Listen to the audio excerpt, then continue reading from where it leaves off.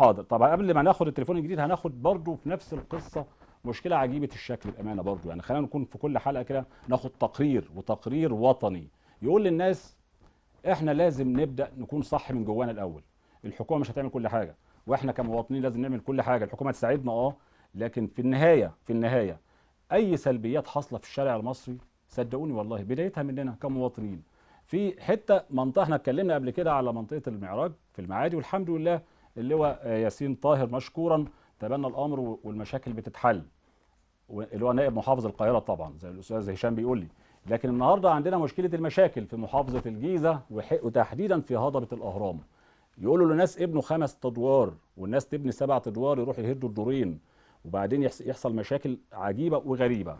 المخالفات اللي بتحصل في الاحياء تحديدا محافظه الجيزه بشكل محدد اكتر محتاجه تدخل من المحافظ، بس تدخل ايجابي، مش حكايه نروح اهدم وبس. لا، احنا ممكن جدا نوفر فلوس للدوله طالما المبنى اتبنى. خلاص اتبنى المبنى، خلص الموضوع. الحاجه الاهم من ده الزحمه والتكاتك والشوارع المكسره والى اخره، مع ان الناس جوه المكان ده ممكن جدا يدفعوا فلوس ويجمعوا من بعض ويساعدوكوا كحكومه انكم تنظفوا المكان.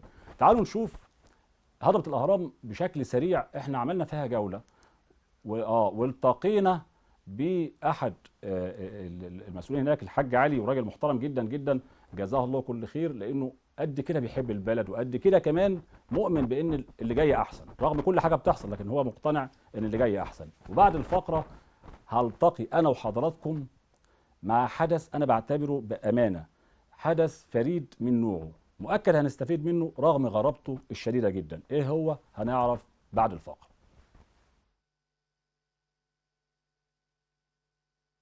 هضبة الأهرام ومشكلة الزبالة والطرق المكسرة والعشوائيات والتكاتك.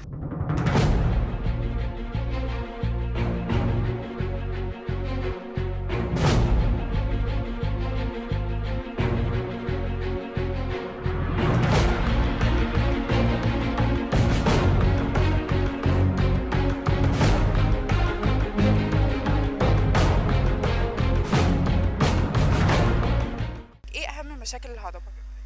احنا طبعا بنتكلم على المشاكل بتاع الهضبه، مشاكل كتيره ومتعدده جدا، واولها هي مشاكل المواصلات الداخليه.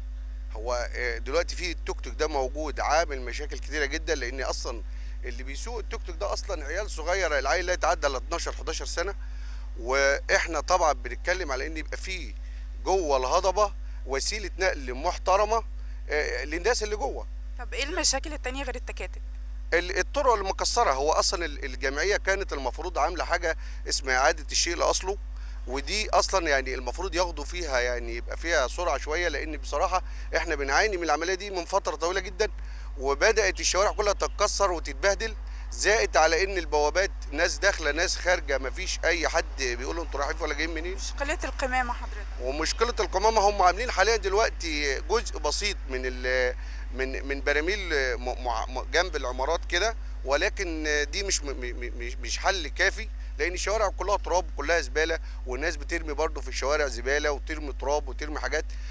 احنا عايزين يعني يبقى في حلول جامده جدا بالذات لموضوع الزباله ده. وبصفة حضرتك رجل أعمال، رجال الأعمال ساهموا بإيه أو يقدروا يقدموا إيه لحل المشاكل دي؟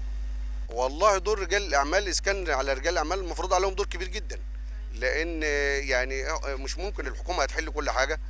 والناس اللي بنت واستفادت من الهضبه وكل الناس اللي استفادت من المباني والحاجات دي المفروض يتعاونوا مع الحي، او يتعاونوا مع شركات نظافه، او يبقى كل عماره يبقى يدفعوا مبلغ، يلموا مبلغ معين، بحيث ان يتعاونوا شويه في عمليه الصناديق وفي عمليه نقل القمامه دي وعمليه النظافه.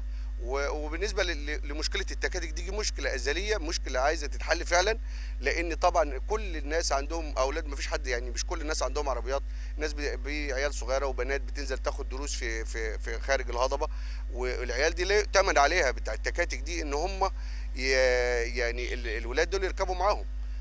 وزائد ان احنا خدنا الفتره اللي عدت اللي هي 3 سنين اللي هم يعتبروا كانوا من السنين اللي هي مرت فيها فوضى كبيره جدا، ودي يعتبر بهدله الدنيا في الهضبه. يعني احنا كنا ماشيين بنظام، الجمعيه كانت متعاونه مع الحي، ولكن في الفتره اللي عدت دي يعتبر حصل تسيب جامد جدا، ولكن احنا الحمد لله بفضل الله في ظل بقى الحكومه وفي ظل القياده للزعيم بتاعنا السيد الرئيس عبد الفتاح السيسي، عايزين احنا نشتغل، بس يقولوا لنا احنا نشتغل ايه، احنا نعمل ايه، احنا نتعامل ازاي.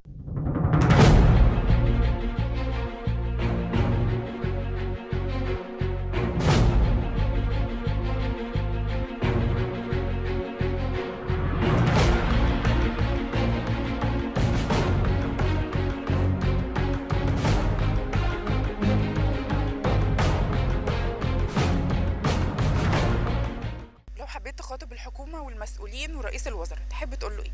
يعني اقول لهم احنا طبعا احنا دايما بنتكلم على ان الحكومه تعمل كل حاجه، احنا برضو الحكومه عليها كل حاجه فعلا، ولكن احنا عايزين نتعاون، بس احنا عايزين نعرف ايه الطريق اللي احنا ممكن نتعاون، اللي الحكومه تحط لنا المنهج اللي تحطه للناس هنا، سواء الناس اللي هم رجال الاعمال اللي بيبنوا او السكان اللي هم جم سكنوا هنا في الهضبه، بحيث ان احنا حتى الناس يبقى عندهم سيستم نظافه، حتى تتعمل كروته مثلا لكل عماره بنظام الكارت، الناس تدفع مثلا يعني كل عماره تدفع مثلا مبلغ معين للنظافه، مبلغ معين يجيبوا شركه تاخد عمليه النقل دي بعربيات من العربيات النظيفه، حتى تبقى معتمده وعارفين الناس اللي سايقينها مين، وتبقى يعني زي ما بنشوف كده مثلا في المعموره وفي الاماكن اللي هي عليها بوابات، يبقى في كارت على البوابه لكل وحده سكنيه عليها مثلا مبلغ معين، بحيث ان تتلم فلوس تبقى نظافه عامه وشامله للسكان كلهم والهضبه، وتبقى الدنيا يعني احنا ننظف حاجتنا بنفسنا، بحيث ان احنا عايزين نشتغل وتبقى الدنيا في بيئه نظيفه ان شاء الله. طب حد خد خطوة فعلية لمخاطبة الحكومة ولا لسه محدش عمل ده؟ لا والله احنا من خلال يعني قناتكم المحترمه بنتمنى ان ده الصوت ده يوصل، ونتمنى ان هم يحطوا خطه يعني لعمليه النظافه وعمليه الزباله وعمليه التكاتك دي، واحنا نتعاون اي حاجه احنا نقوم بيها، بس نقوم بيها يعني عن طريق يعني ورشه عمل الحكومه اللي تحددها، بحيث ان احنا نلتزم بيها حضرتك. وبالنسبة لحضرتك المشكلة الأمنية أخبارها إيه في الهضبة؟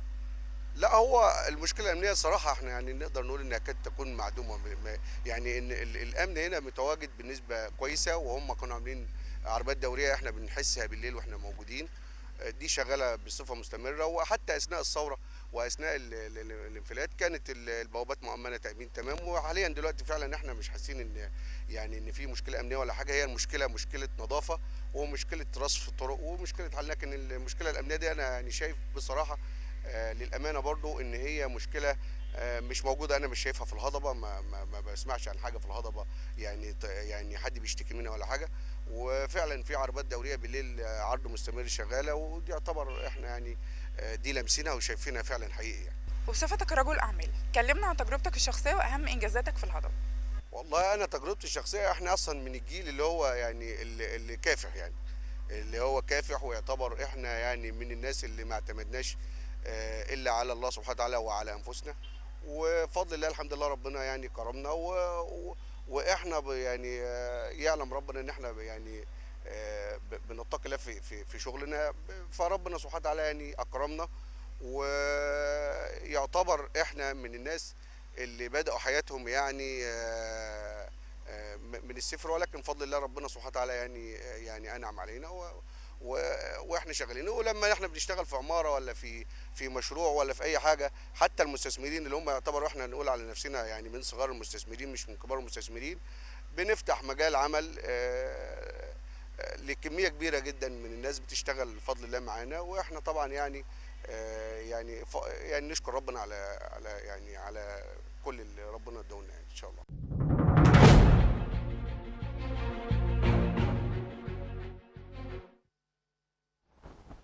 الحقيقه بشكر زميلتنا ماجي على التقرير الجميل اللي عملته، الراجل قال جمله لطيفه قوي، قال احنا جاهزين نضحي نساعد نساهم، بس الحكومه تقول لنا نعمل ايه. يعني في المكان ده ممكن هؤلاء الرجال الجمال المحترمين يجمعوا مبالغ محترمه جدا جدا، المبالغ دي ممكن الحكومه تعمل بيها نظافه للمكان، امن للمكان، عربيات تانية غير موضوع التكاتك، في تفاصيل كتير قوي. ارجو ان السيد محافظ الجيزه يلتقي بهؤلاء الناس المحترمين جدا ويحاول يحل معاهم هذه المشكله، ودي فرصه كمان اقول لكل اللي شايفيننا في كل حته في مصر، عندك مشكله كلمنا على يوميات مصر 2014 على الفيسبوك واكتب المشكله فين، هنبعت لك كاميرا لحد عندك ونسجل معاك ونسمع صوتك ونعبر مع بعض كده